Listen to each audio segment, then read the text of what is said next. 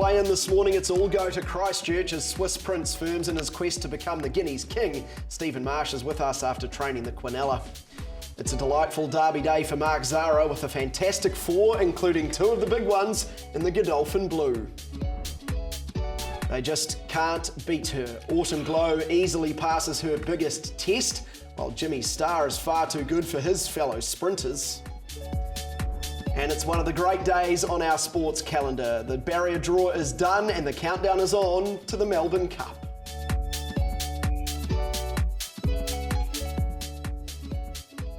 A very good morning to you. Welcome into Weigh-In. Great to have your company after a massive day of racing. Some fantastic racing here in New Zealand and obviously a huge day to start the Melbourne Cup Carnival across the ditch. The OG crew is back. Emily Murphy, Jayne Ivil with me in studio. Fantastic day across everywhere yesterday.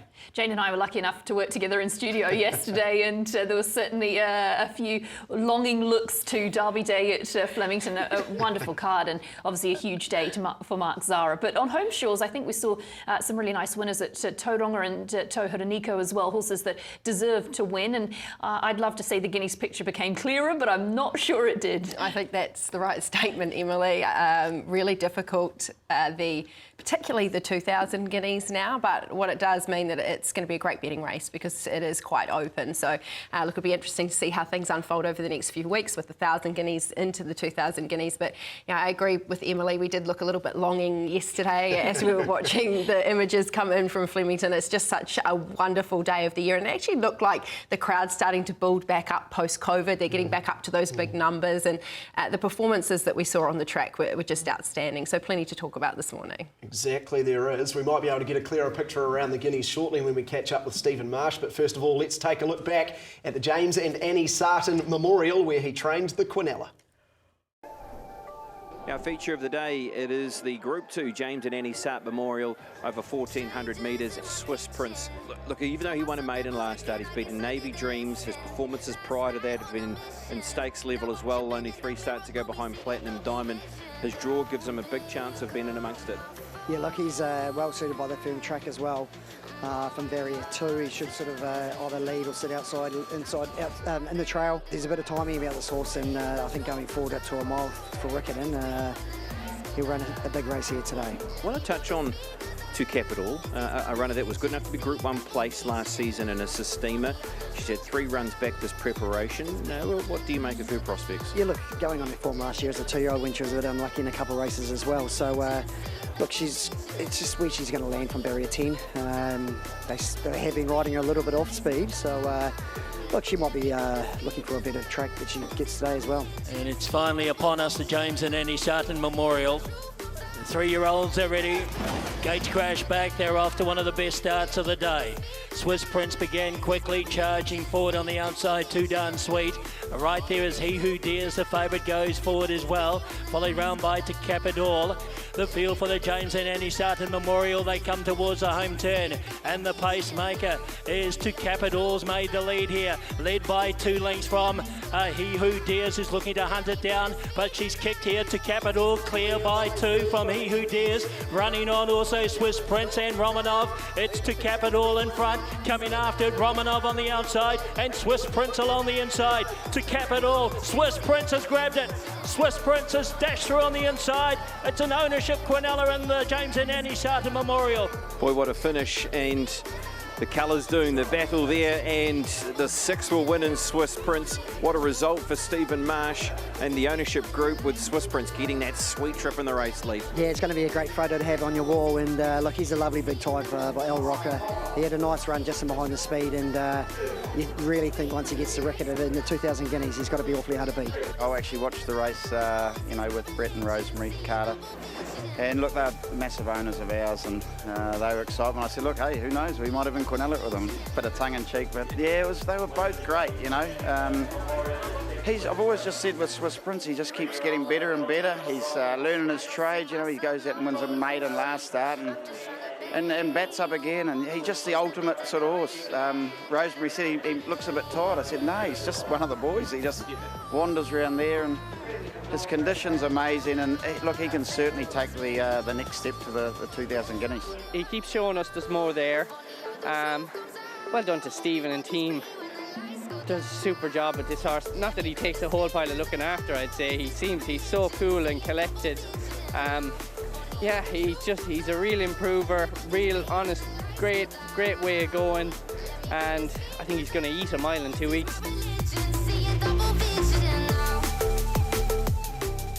Well, that will be words that a few people will want to hear around Swiss Prince, who wins the James and Annie Sarten Memorial from To Cap It All, Romanoff and He Who Dares, and the trainer of the Quinella, Steven Marsh, is with us on the show now. Steven, thanks so much for giving up your time on a Sunday morning. I know you joked to the ownership group that they might be able to get the Quinella here, but we were just saying as we were watching the replay of that, the way that both those horses paraded, you must have actually had a genuine feeling that that could indeed happen. Morning to you. Yeah, morning, Guy. Yeah, thanks for that. Yeah, I thought they did parade really well. They're both cracking types of horses, and both will take good improvement again from yesterday's run. And now I've just got to work out our guineas. Steven, Swiss Prince just looks like a lovely type physically when you see him there in that vision in the parade ring in the race. When did he sort of really start to take that improvement? Because it's been a slow build in his career, hasn't it? And every start he keeps getting better and better. Has he shown you that at home?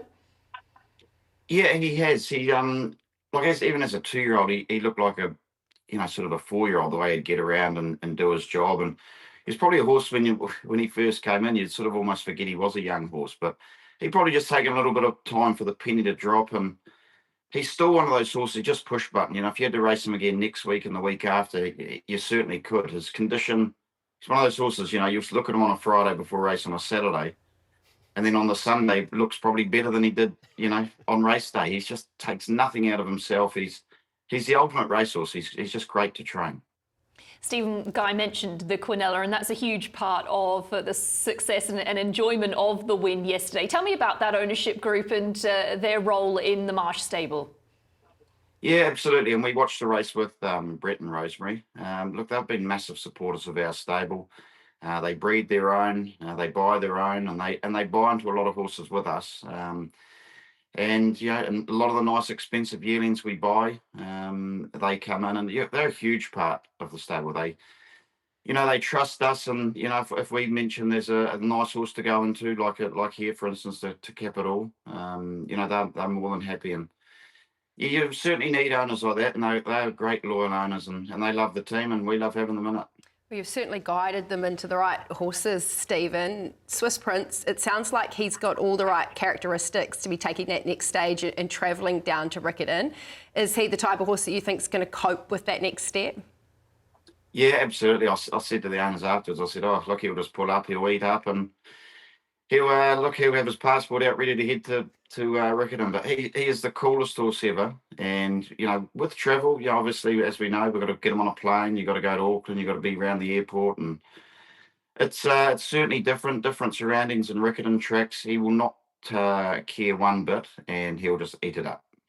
Steven, you mentioned the logistics of getting to Riccarton. Talk to me how that's sort of going to unfold, and what is the plan from here as to how you get the horses down there and settling them in? Yeah, they fly down. So 1,000 Guineas horses will fly down on late Wednesday, early Thursday morning, leading into it. So they'll be about midnight. They'll get picked up and off to the Auckland airport. And if the planes and all that are on time, it's probably easier that than even floating to Wellington, say. But if there's no interruptions, it's very easy. And probably the good thing is now, it used to be very hard floating down, floating home. At least you can fly down now and fly home, which makes it a lot easier. Yeah, it sure does. It seems like you've just, over the past 3 or 4 years, been building the quality in your stable. And we were just talking off camera before the show began about the quality of horses that we see in your stable now in the parade ring, each and every race meeting. This must be something that you've consciously been trying to do, improve quality of horses in the stable. Tell me about that journey and how satisfied you are with how things are going. Yeah, absolutely. Look, it's been a process to get things on track. And I'd say, look, we got Dylan Johnson involved in the team, and he's very keen to sort of buy more horses, syndicate them out, and I guess sort of, just really improve the quality of horse, try and put nice ones in on top, and sort of just try and move on the ones that aren't going to sort of pay their way. And we've probably got 15 to 20 less horses we did sort of 3 or 4 years ago. But a better quality of horse. And, we've got such good owners now that trust us that, we've got your Bourbon Lanes and, as we said, the Rosemary's, Carters and Phil Mitchell's. So these people are taking big shares in sort of most of our yearlings. And it makes it easier to syndicate them out. And that's certainly what we're trying to do is focus on quality. And as you say, it certainly has shown over the last couple of years. You mentioned quality in the stable and you head to Riccarton with an incredible team of Guineas contenders. Just tell people at home what horses we're going to see in the 1,000 Guineas and the 2,000 Guineas and then how you assess their chances. Yeah, well, you'll see Well Written in the Little Black Dress. They'll definitely be in the 1,000 Guineas.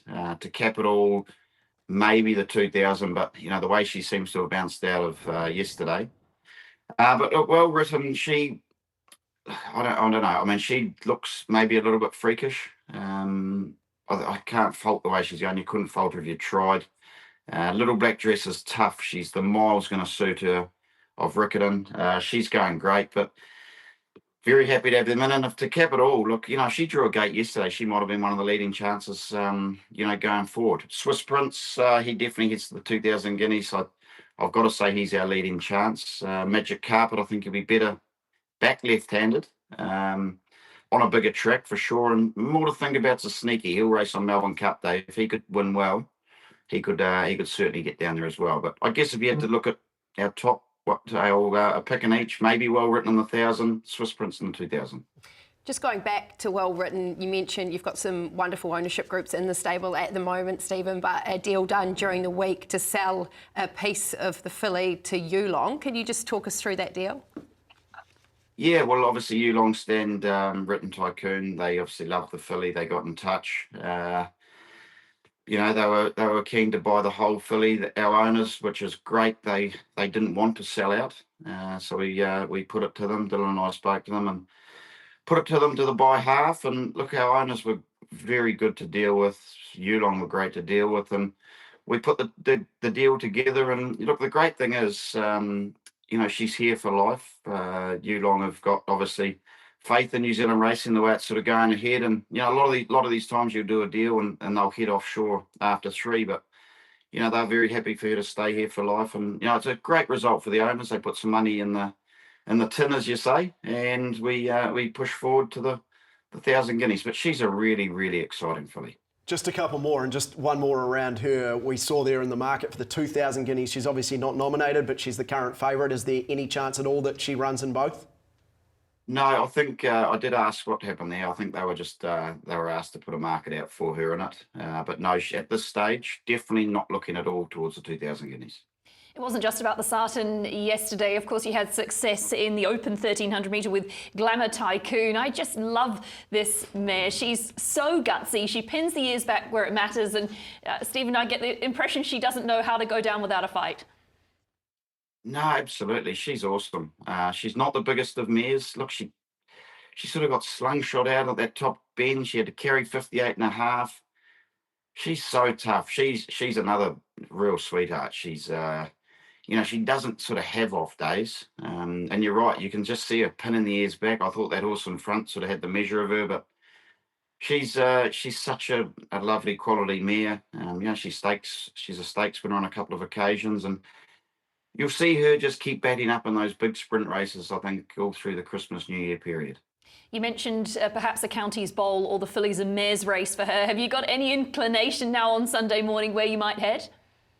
Yeah, absolutely. I think sort of early on to a preparation like this, I think easier going for the 1,300 just to sort of freshen her, let her get over that run and bring her back to the 1,100. It'd be nice to see her get in with a little bit less weight would be ideal because, it's a lot of weight for a mare to carry. But, yeah, I definitely think we'll go to the bowl and then we'll work our way through to the big sprint races after that. The winners didn't end there. Quinella in the last with Bourbon Proof and Queen Zoo. It's always a big call to geld a colt that's been performing at stakes level as a 3-year-old. It must have been nice to see him return to the winner's circle third up this prep. Yeah, it really was. We thought he could win second up at Ellerslie. I think this might have gone a bit quick in front. And sort of we got the swoopers all came down the outside and we were very much willing to forgive the run. It was really good to see him back in the winner's circle. Just changed a little bit of gear around with him. Matt Cameron, I thought, was a rider that would suit the horse down to the ground, and he did. And yeah, it was very satisfying to see him. He did, as you say, he was raced some really good 3-year-old races, and it was good to see him bounce back here. And he's a horse that should really go right on with it now. Have you got any plans for him going forward? No, I haven't got any plans with him. Like he loves Ellerslie. We'll get him there, race for the big money, just find his way through the grades. And he's probably another. I'm not sure if he's a miler or a 2,000 metre horse. I've always thought he'd be more of a 2,000 metre horse, but Terry Archer, who bred him, sort of said, mate, maybe in that breeding he might be a miler. So we'll just let him find his way. He'll have another one at a mile, and then we'll sort of decide where we go from there. We're talking about runners that have got next up written all over them. I thought Queen Zoo probably needs to go in everybody's black book. Have you got a race penciled for her next? No, we'll just run her another mile, run her another 75 mile. But I think she's a really, really good mare. I think she's right up to black type stakes company. And you're dead right there. She's one you can follow right through, and there's a big race in her. Good stuff. You are on fire at the moment, mate, you and your whole team. We really appreciate you always giving up your time, especially on a Sunday. Go well, especially in the next couple of weeks with the guineas and everything else. No, thank you. Always available. It's always good when you guys want to talk to me. It means we're going good, so really appreciate it. Good stuff. Thank you so much, Steven Marsh there. Trained the Quinella in the James and Annie Sarten Memorial. We can take a closer look at the race now, one, of course, by Swiss Prince from Te Capitol Romanov. Really great performance. She gets a great trip and then showed a fantastic turn of foot. Yeah, well, he was quick out of the barriers, Swiss Prince. He was actually the first to land coming out of the gates, and then as the race unfolded around him in those first couple of furlongs, he was happy to take a trail. A horse like Two Down Sweep obviously took up the lead, capitulated, which left Te Capitol, who sit outside the leader, probably in front a little bit too soon. Left her a little bit of a sitting duck. As we saw Swiss Prince come up the inside, he had a pretty economical run, didn't really have to go around a runner and hit the line really well. But I thought, Emily, there were some other key performances in the race too. He Who Dares might have initially looked a little bit disappointing, but he actually knuckled over coming out of the gates, was a little bit awkward, had to be ridden aggressively to sit in a handy position, and he actually probably went through the line pretty well considering he was in restricted room. Yeah, I think at face value, when we watched the race together, obviously you thought, oh, that was a bit disappointing. But actually, the more I went back and watched the replay, the more you sort of want to just keep him in your numbers when it comes to a Guineas, because as you said, obviously did stumble out of the barriers and then had to be sort of used up a little bit to find a position at Tauranga. And then in the closing stages, when ridden out to the line, obviously Romanov's just pushed him back onto heels and behind those first two homes. So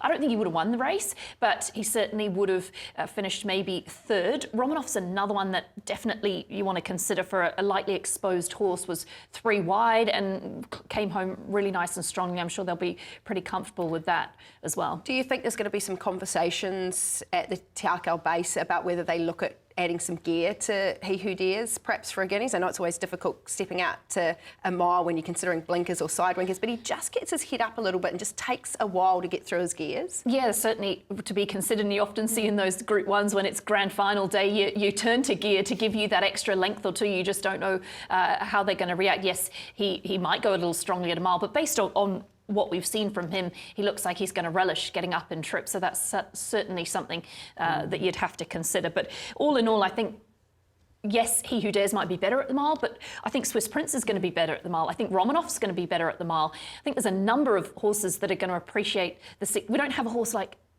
in normal years who you think, oh, will it get the mile? It seems like the majority of a very open, even 2,000 Guineas are going to relish the distance. Well, you talk about Swiss Prince, and his pedigree certainly suggests that he's going to appreciate stepping up to the mile by El Rocker, but he's out of a Swiss Ace mare. She was unraced herself, but she's a half-sister to a horse that was successful in the VRC St Ledger and exceptionally. So there is some staying blood in his pedigree, bred by Jerry Harvey at Westbury Stud and sold for $130,000. So he looks like a really nice progressive horse. It's not an expensive purchase when you see him physically. Yeah. He's such an impressive, or just a lovely looking type of horse. And yeah, it's a niggly little Guineas. I think barriers are going to be really important. I think the barrier draw is could be crucial in winning, and a good ride in winning the race. And I think we're going to know a little bit more post-Tuesday as well. We've obviously got the 3-year-old race at Ellerslie on Melbourne Cup Day where affirmative action goes round, and we also heard from Steven around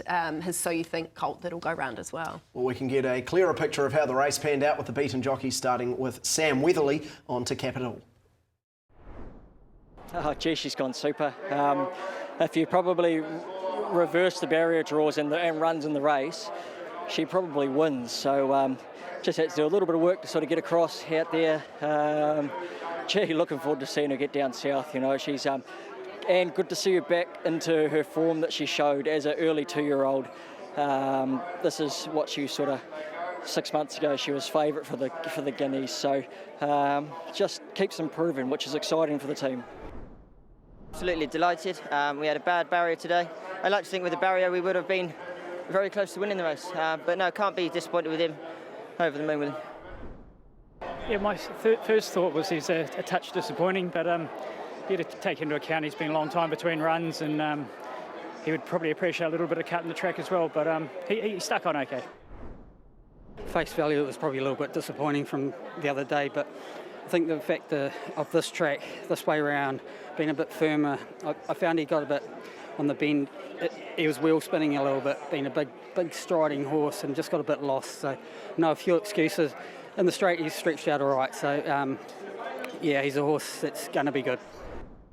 Yeah, a little bit disappointing today. He sort of didn't show early sort of speed he normally can. He was just off the bridle most of the race, and he's made a little bit of a late dash late, but first time on a good track. He's just probably a little bit at the weaker stage at the moment, but on face value, it was a touch disappointing. The beaten jockeys there out of the James and Annie Sarten Memorial. We have to get to a break shortly, but one other race that we want to take a look at was the one immediately following that, the Open 2100 on the card, won by Gigi from Solidify and Sassy Lass. Yeah, this was a special one, wasn't it, for the Pender stable, and you could see what it meant to Jim post-race. Gigi showed all heart because was wide and then made that early mid-race move to sit in a leading position and then lifted itself off the canvas when the chips were down to get up and score. So I think all credit to a horse that obviously tries incredibly hard. Carried the 58 kilos as well and isn't an overly big type. So wonderful effort for Markwood Lodge and Jim Pender. And as I said, you could see what it meant to him at his home track post-race. Out of the other horses, well, the Prophet was obviously right in contention in terms of the market, just stuck on him behind the rest of the field. Sassy Lass got home really impressively, but I think all honours go with Gigi, and a nice horse to follow heading forward. Counties Cup is where they're going to be heading next, so keep a watch out for that. Alrighty, fantastic stuff. Well, that pretty much wraps things up out of Tauranga on what was a fantastic day's racing. But it was also great to see a couple of, let's say, veterans, shall we call them that? Len Stewart and Cliff Koss, proving that age is just a number in getting some great wins. Queen of Kings working home as well. Harlech in front but under siege. Queen of Kings wide. Quintabel far side. Sacred Dream fire true. Sacred Dream outside Queen of Kings. If I did it splits them. I think it's between Sacred Dream and Queen of Kings in a close go. At the 150, it's still Lincoln Park, led by 2. Happy Venture starting to stalk it now and is coming after it. Lincoln Park, Happy Venture, Aaron Yanni late. Happy Venture going to Lincoln Park, and Happy Venture got there. The local wins. Part-owned and trained by Cliff Goss, one of the local identities here at Tauranga. He's done a wonderful job once again. Oh, I thought he'd win. I honestly did. It's all very well said after they do it, but I told Jazz one of 2 in a row for her, and he'd been working like a winner. He's a good horse, but he hates wet tracks, and I stuck with a few wet tracks last year, and so I've stopped and waited now until we got the tracks right, and hopefully he'll go ahead.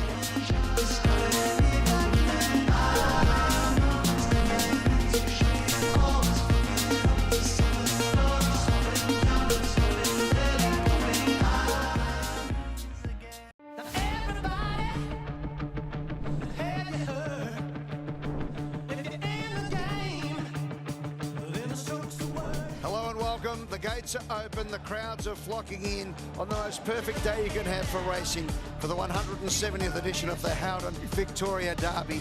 And what a magnificent sight it is, the black and white of the day, and we can't wait to get into the action.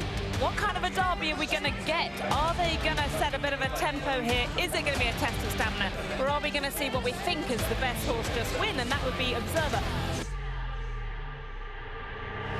And they're racing at the Derby. Lewa jumped away, only fairly. Observer out well with Savvy Sander, the Riverside, and the leader is Observer, striding out by 2 lengths high bowler, Savvy Sander third as they approach the 1800 metres. Zara sitting pretty, led by 2 lengths to Savvy Sander. Arcora runs on, deal done fast. Observer's holding them, he's the stronger, he's the winner. Observer won the Derby. For a day, unbelievable. Just shows, you know, riding for the best trainers, the best horses. Manager does his job, I did my job, and what a great day. Well, he had some day, didn't he, Mark Zahra? It was absolutely brilliant, and it was just a great day's racing there at Flemington, as it often is. As Jane said, a huge crowd.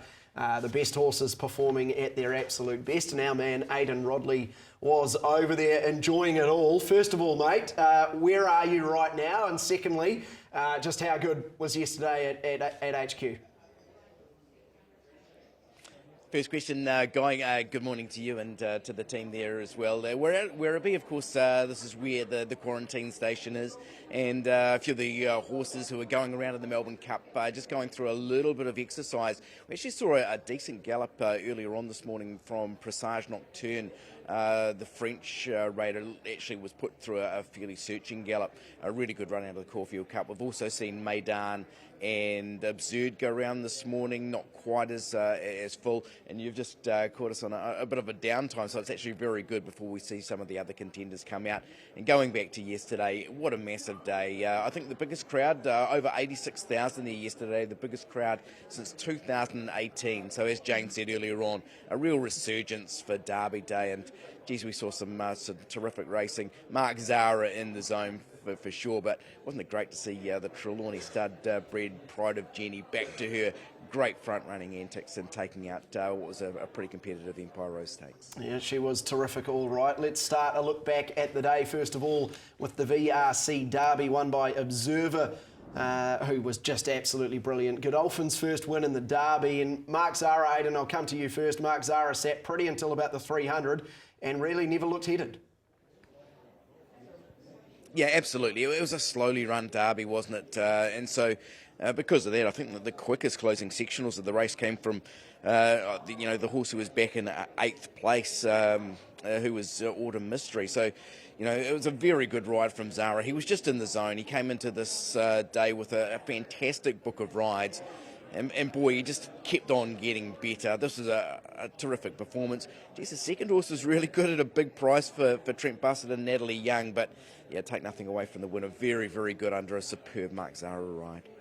He's had an interesting campaign as a spring 3-year-old. Not interesting campaign, but he's an interesting horse because he came into the Caulfield Guineas as sort of a double-figure chance, ran an absolute blinder, obliterated a Vars field, and has brought that to a Derby. You could see when Mark Zahra jumped out of the barriers, he was wanting to go hard. But I know when you listen to the post-race comments, Kieran Meyer had given him every confidence he'd see out the distance. So get him into a rhythm, get him settled, and it was a picture perfect from there pretty much. Yeah, it certainly was. I mean, you mentioned that Caulfield Guineas. Arguably, he probably should have won that race. His win in the Vars was quite arrogant, particularly the way he was eased down on the line. And I thought the tactics yesterday were perfect tactics to employ. I guess that little bit of doubt maybe from Mark Zahra about the 2,500 metres. Kieran Meyer knows how to train a stayer. I think he's probably got the best facilities in Victoria for a staying horse. So I don't think there's going to be any doubt that he would have had the horse absolutely 100% for the day. But I really like Mark Zahra as a front-running jockey. We don't see him do it very often. He's not a jockey that typically puts his horse in a race and wants to dominate from in front, but when he does it, he executes it absolutely perfectly. And he did that with this horse. Got him to the front. They probably ran along a couple of quick sectionals when they were all getting into position, but then he gave the horse a breather. And as Aidan said, the race wasn't run at a quick tempo, so it suited the horse with that query, I guess, in Mark's mind about the 2,500 metres, and it meant that he saw the race out. It made it very difficult for horses coming from behind to make up any sort of ground. Obviously, we had a couple of the Mark Walker horses in that derby, and just post-race jockey comments. McWoody, too immature, give it some time.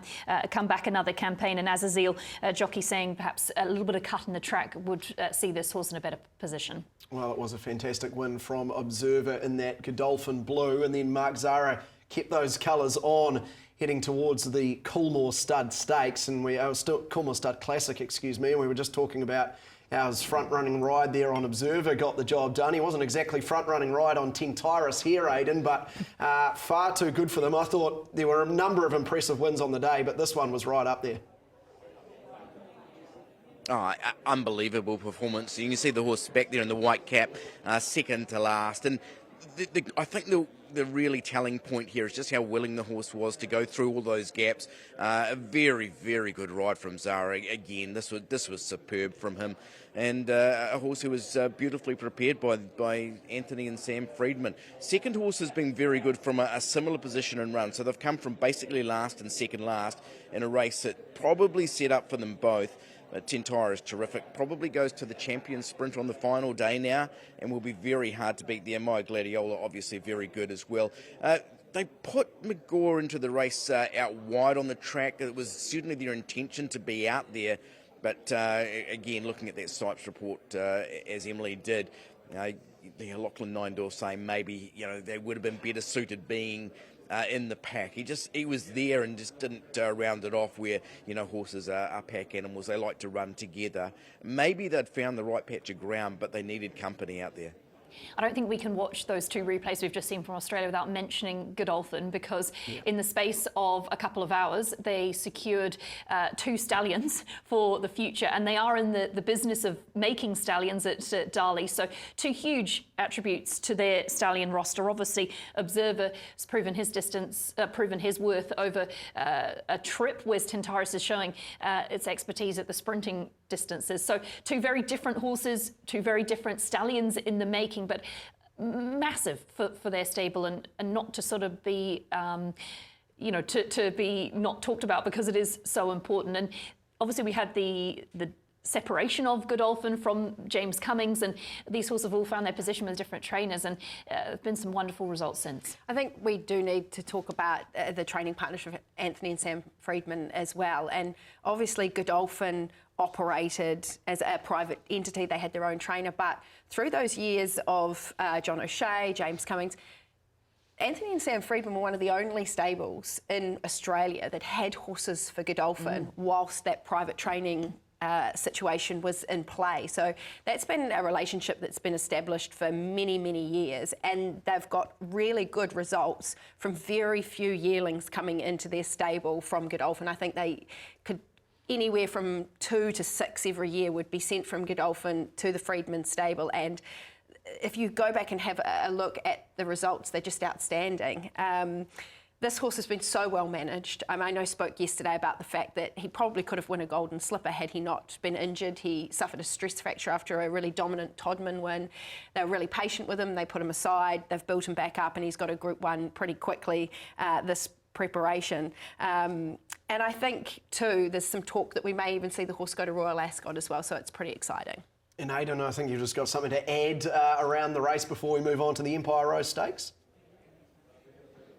Yeah, you just talked about the Mark Zahra. Obviously, he was able to ride Observer close to the speed in a slowly run race, and then he's been able to ride Tentaris back in what was a quickly run race. They've run 108.1. It's a quickly run Coolmore, and the last 800 in that race, 43.3. So they've really sizzled home, and obviously Tentaris reeling off the quickest sectionals in that race. Superb performances from both horses, but boy, it was a jockey in the zone yesterday, wasn't he, Mark Zahra? He was on fire, all right. And another jockey who did as we expected was Declan Bates aboard Pride of Jenny in the Empire Rose Stakes. It's always a thrill, I think, to see her do this and do it at her absolute best.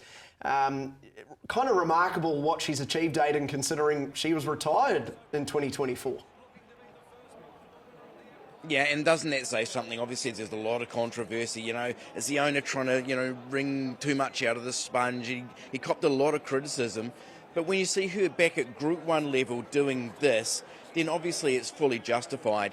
Kieran Maher had a day out as well yesterday.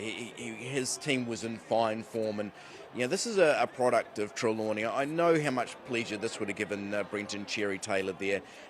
Just a super effort from Pride of Jenny. She was back to her very best, just dominated them, and congratulations to Declan Bates as well. He's been there, he's taken off, saying, sometimes he doesn't ride it right. He was back on yesterday and back to his very best, just getting the sectionals bang on, taking horses out of their comfort zones. And while there was some really nice runs from the chasing division, she was just far too strong, and it was just a terrific watch. She was really warmly welcomed back to the birdcage yesterday. That was some sort of reception she received. Yeah, she was brilliant, all right. Like a Lucy finishing second on display, third, and then Fangirl. Yeah, some runs in behind, but I mean, what do you say about them when you see a horse dominating like Pride of Jenny did? I just think Declan Bates, or any jockey that wins on Pride of Jenny, needs so much credit, because the guts that it takes to, obviously you've got to jump out, you've got to get her up to this faster than normal cruising speed at her peak, and then trust that she can maintain that, or you look like an absolute idiot. She does that, and she maintains that right the way to the line, but the amount of rating that takes to weigh all those factors up and get her home in front, she is a warhorse. Take nothing away from that, but the class and the nerve it takes to do that on the biggest stage with 86,000 people watching is remarkable. She was a mare too that won the race back in 2023, so she's made history by winning it again in 2025. No mare's ever been able to win 2 Empire Roses, and what we saw back in 2023 was her back up a week later in the Champions Mile and do exactly the same thing. So I wouldn't be surprised if we see her again in 7 days with another pretty dashing performance. Yeah, Aidan, I think you've got a few more thoughts on this race before we move on again. You're just talking, as Jane did, around that 7-day backup. So what happens with Pride of Jenny? And it would be great to see her. Speaking with the Waller team last night, while they were still yet to make decisions, Like a Lucy probably does back up. They've got 3 options. They can go to the Matriarch at Group 2 over the 2,000 metres, go to the Champion Stakes over 2,000 at Group 1, which she well deserves a crack at after her run yesterday, or they stick to the 1,600 metres of the Champions Mile. Obviously, Via Sistina for the stable goes to the Champion Stakes, so maybe they'll want to avoid that clash. But also Firestorm, who ran in Glenn Ritchie's colours and was a very good run in the middle of the pack. She probably goes to the Matriarch Stakes next weekend as well. So, yeah, a few options for them. Just going back to Kieran Maher, he's one of the targets for us at the Melbourne Cup barrier draw. Someone we just want to be able to pick off because he's normally got multiple runners and he's normally in good form. But we couldn't see a bar of Kieran at that function last night. I asked a couple of the media guys this morning, where was he? He said, while Icehouse was playing, he was busy dancing and partying to Icehouse at the after-match function. You've got to work hard, play hard, isn't that right, Aidan? Speaking of the Melbourne Cup barrier draw, you were obviously there last night. What's, I suppose, been the wash-up of that? Maybe the big winners and the big losers from the barrier draw? Yeah, obviously you don't want to be drawing out in those 19s and 20s. The Waller team, I think, got 10, 12, 18, 23 or something like that. Probably the biggest winner for them out of that was Buckaroo, who draws a little bit handier this time around. Currently the second favourite after a really good run in that Cox Plate, or around about that second favourite. There's not much over these top 3 or 4 in betting, is there? Presage Nocturne, as we've seen this morning, has had a run round. El Riffa shouldn't be too far from getting out and having a bit of an exercise work here at Werribee this morning. The concern there is the big weight on a wet track. They're expecting 29 mil and more of rain. Half Yours, speaking to Calvin McAvoy at the barrier draw last night, he is very excited about his prospects there and says the rain really brings this horse into contention. And Valiant King, obviously, that was the one, after speaking with Charlie last night, that they think is the real contender in the race. He's the one that Charlie at least was most excited about. Yeah, it'll be certainly an interesting watch over the next couple of days. Looks like a beautiful day there at the moment, but as we know in Melbourne, Victoria, things can change pretty quickly when it comes to the weather. We will let you go because you've obviously got some other things to do, but just before we do, you've got some news around Logan Bates and obviously the Cup Carnival down in Christchurch. Yeah, exactly. We announced this with Jane just before we left, and thanks to Jane for hanging around to get our closing one, and I think she might have to stay 10 or 15 minutes later on track, so which we're really grateful to for Jane. But yeah, we heard yesterday Logan Bates will now head to Christchurch and he will ride 1,000 Guineas Day at Riccarton. So next Saturday, it's been something that they've been looking to. He's a rising star. He's won that award here in Victoria, the champion provincial apprentice in Victoria as well. And he will ride at Riccarton next weekend. The first time he's ridden in New Zealand, and he gets to ride against his mum, Kylie Williams, which I know has been something they've been really looking forward to. We've done a little item on Logan. You can catch that in the coming days on Trackside as well. It's a really cool piece with a really cool young fella, Logan. He's got a lot of personality, and obviously his racing background is all in Canterbury racing. Outstanding, mate. Well, I know you're working hard over there. Enjoy the next few days. Enjoy Melbourne Cup Day. Thanks so much for jumping on early with us, and try and keep a bit of that rain away, eh? That's the thing. That is the problem, that rain. They reckon there might be a few suits being ruined on Tuesday. I speak from experience from 2010. That can indeed happen. Aidan Rodley, thank you very much for being with us this morning out of Victoria. We can move on to Sydney. Of course, some big races over there as well. No least the Golden Eagle. And geez, what more can you say about her? They're calling her Baby Winks, and the way that she's racking up the wins, it might just be a fair enough title. Yeah, and she's doing it on the big stage as well. The Golden Eagle can be a difficult race with a big field, a high-pressure race with $10 million up for grabs. And she was ridden like the best horse in the race. And I thought the post-race comments from James McDonald were really interesting. He said this is the first time that she has been under the pump and really had to dig it in deep. And she did just that. She's all class. And where do you go from here? What's that, 8 from 8 for her? So onwards and upwards, but a tough run here in conditions that maybe didn't suit her, circumstances that maybe didn't suit her, but good horses win when they shouldn't, and she did just that. She certainly had the pressure put on her yesterday, there's no doubt about that, Emily. You mentioned those race tactics. Well, they knew from early in the day that the track was quite testing in terms of the soft track conditions that they'd posted, and the fact that they really wanted to keep her within touch of those horses on pace. They wanted to ride her handy and have her there. And you could just see James niggling at her at sort of the 600 and coming round the turn just to keep her in touch so she wasn't getting too far away from those leaders. So it wasn't really a race where she was able to get into a comfortable rhythm and stay in a nice, comfortable rhythm. She was under pressure, but she responded. And as you said, Emily, good horses respond when the pressure goes on. So she's certainly an exciting prospect. It sounds like maybe we may see her go to the paddock now off the back of that, but we know whatever decision Chris Waller makes will be the right one. He knows very much how to handle these types of horses and their career. Just outside of the winner, who I guess is going to be so exciting for racing, Seppels I thought was a great one. I think people had written him off a little bit as a one-hit wonder when he won the Group 1, but he had excuses last start when he was galloped on, so I actually thought that seeing him bounce back, and he gave Autumn Glow a little bit of a fright halfway down the straight, so I thought it was a really good run from him. Linebacker was probably the one that was a little bit disappointing. Yeah, and post-race comments said that he just wasn't himself today, so I think they'll just reassess in terms of linebacker. Feroce just couldn't quicken with the rest of the field, was left a little bit flat-footed and evaporate. Just Nash saying once the horse was able to get into a flow and a rhythm, worked home okay, but prior to that was just a big horse a little bit lost early. And Willie Do It, of course, another horse we're pretty familiar with, settled back and had to be ridden for luck after copping a little bit of a bump from jumping out of the barriers. Alrighty, a bit of Kiwi success there in Sydney as well in the Russell Balding Stakes. Jimmy Starr, of course, the progeny of Purin Canto, absolutely brilliant here, beating Lady Shenandoah, Marzu and Coal Crusher.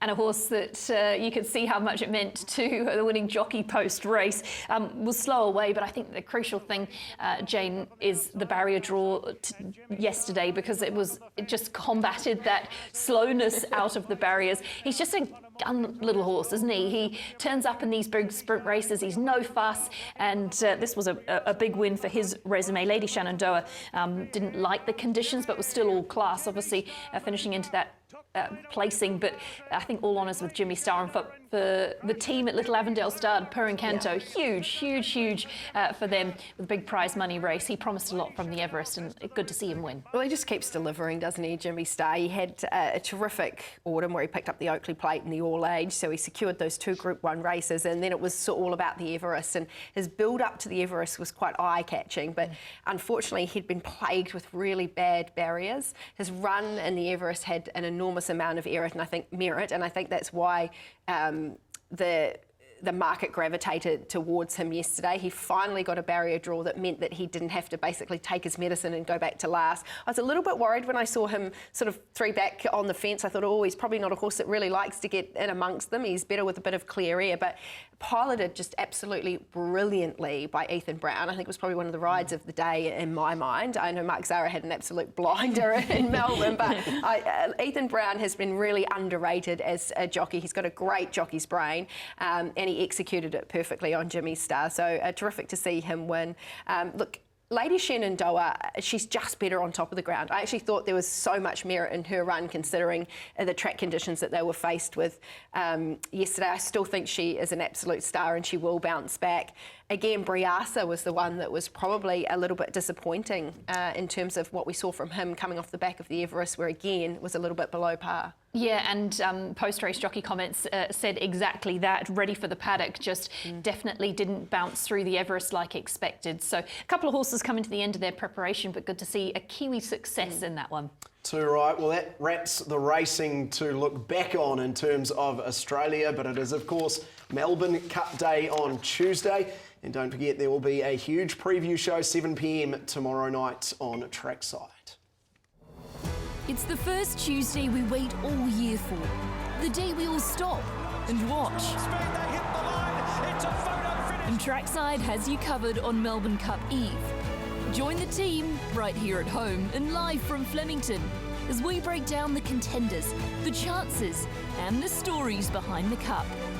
It's your 2025 Melbourne Cup preview, live Monday from 7:30, only on Trackside.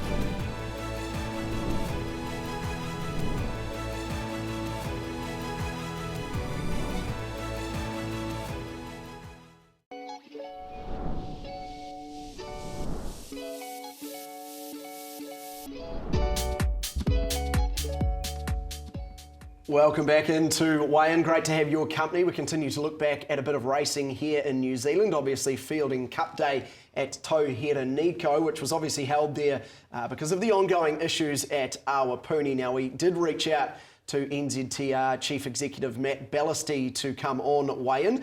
He declined our opportunity to give us an update for now.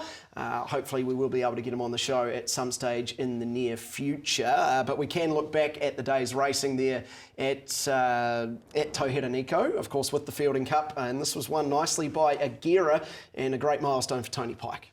Yeah, 800 victories for Tony. I don't think he was aware of the milestone until he sort of got told on the day. But Agera, Jane, is just a horse that has been racing so well. I think in his past 7, it's only missed the money twice in a rich vein of form.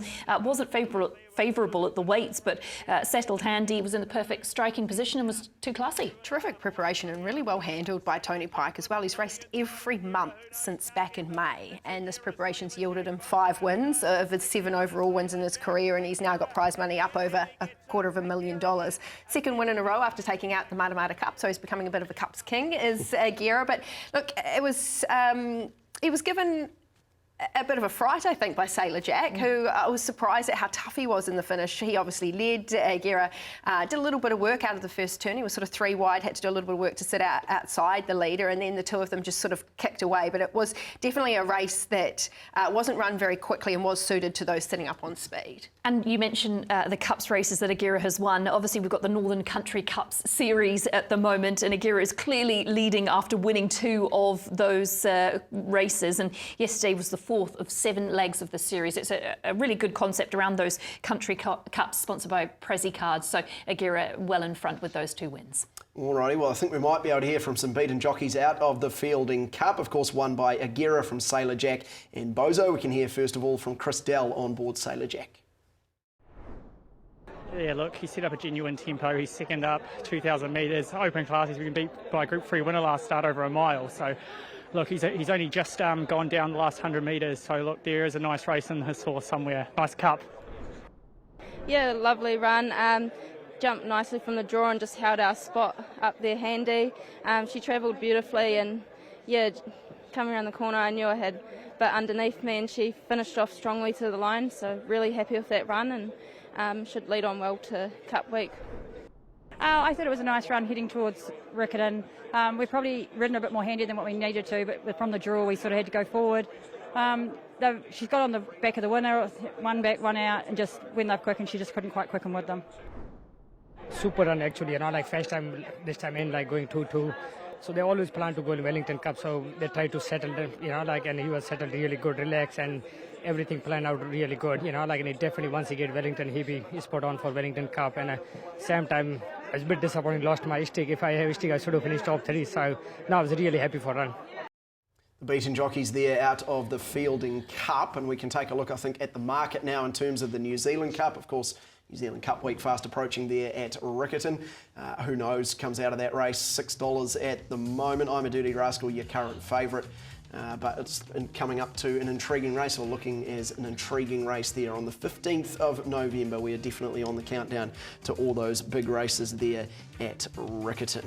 We stay at Tauherenikau for now though, and we take a look back at the Red Craze Bowl as well. This is won by Marotiri Molly from Blissful Bell and Kopua. I'm really glad to see Marituri Molly win. Settled just in the trail and had to be gutsy for the win, because you'll see here when they turn in, got through a needle-eye gap, sort of copped a little bit of a bump and pierced through the gap to get up and score. Blissful Bell was pretty honest from that position at the tail of the field, but all honours with Marotiri Molly. Had been promising a performance like this preparation, and had to be gutsy to get it. Just at this point here, Jane, you can see coming through a pretty tight gap. Yeah, she was tough, wasn't she? I think her class really prevailed in those closing stages, and that real will to win. She's just putting together a wonderful record, this mare. 18 starts, 7 wins. It wasn't without a little bit of drama. Of course, we saw the underbelly part company with Masa Hasazumi round at the start, and was late scratching. So there's a little bit going on pre-start. She was a touch keen, Marituri Molly, in the early stage of the race, until sort of those horses came and crossed her, and she's got a bum to follow. She sort of relaxed, and then obviously when you're sitting in the trail, you've got to rely on a little bit of luck to get out. And you mentioned that she did have to navigate a small gap. But look, a really nice win by a mare that I think is incredibly genuine and really consistent.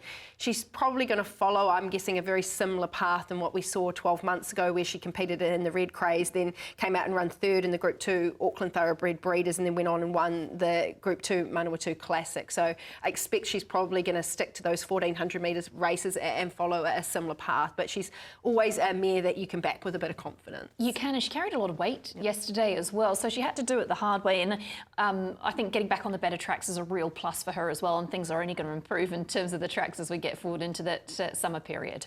Rightio, well that pretty much wraps New Zealand racing, but I mentioned one of the milestones, that being Tony Pike bringing up 800 career training wins. Matt Cameron as well also had his own milestone with his 1,500th success in the saddle.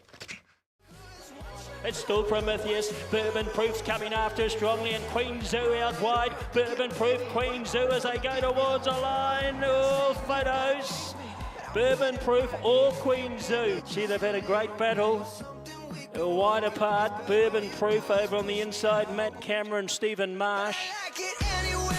Sailor Jack lifting on the inside of Aguirre. Who knows? Can't get them. It's Aguirre, Sailor Jack, Bozo. Who knows? Aguirre to Sailor Jack. Aguirre and Leah Hemi gets up. Aguirre won it. Aguirre to beat Sailor Jack. And I do believe it's Tony's 800th New Zealand career win as a trainer as well. I think he went into today on 798. I'm pretty sure that'll be New Zealand victories, of course. So well done to Tony. That'll be 800, Bevan, and Aguirre takes the cup. Well, I just asked Pikey, he just shook his shoulders and said, not sure.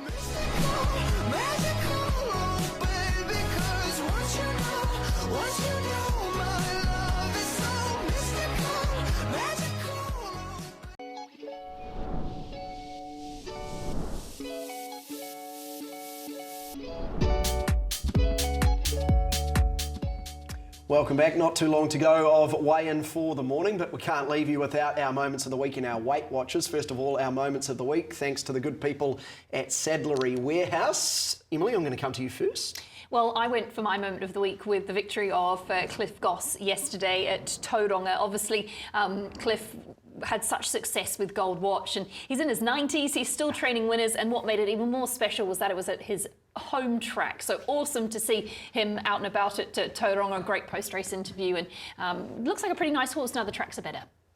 Jane? I'm with Tyrus and his win in the Coolmore. I thought it was exceptional. He's always been a colt that has promised a lot, and he's been able to pick up his Group 1 win and do it in a pretty decisive fashion too. He's been incredibly well managed and a great moment for everybody involved. And mine is back at Tauranga as well, and it's that Quinella in the James and Annie Sarten Memorial. Don't know the owners, but fantastic. You know, we need owners to keep the industry going, so great of them to be involved and fantastic achievement for them. And obviously Steven Marsh, we've already said it, he's just such a great guy to have in the industry. He always jumps on our show, always gives up his time and is absolutely flying at the moment. So I thought that was a fantastic moment of the week. We move right along to our Weight Watchers. Emily, I'm coming to you first again. I've gone across the Tasman. Meridiana is the horse that I put in my black book. A really good second yesterday in that Four Pillars Midway. The benchmark 68 was back and got home really gamely. I think it's one you can watch from the John Sargent stable. It's also Kiwi bred by Preferment. And I'm with the Bryce Newman trained Blue Jenny. Went round in the last yesterday at Tauherenikau, and I thought over 1,400 metres fresh up was very, very good. Found the line from back in the field. Best form comes at 2,000 metres, so certainly one to follow through the prep. And I'm the third from Tauherenikau with Rogue Romance, who was the favourite, and a few punters probably don't even want to remember it, but shuffled back at the 800. No real room at all until the late stages, but flew home. I think worth following, and you go again there. Well, that wraps the show here on Weigh In for your Sunday. Thank you both very much for joining me. Thank you very much for watching. Don't forget the Melbourne Cup preview show Monday night 7 p.m, 7:30 on Trackside 1, and then the big one, a full day's coverage here on Trackside of Melbourne Cup Day on Tuesday. Enjoy your week.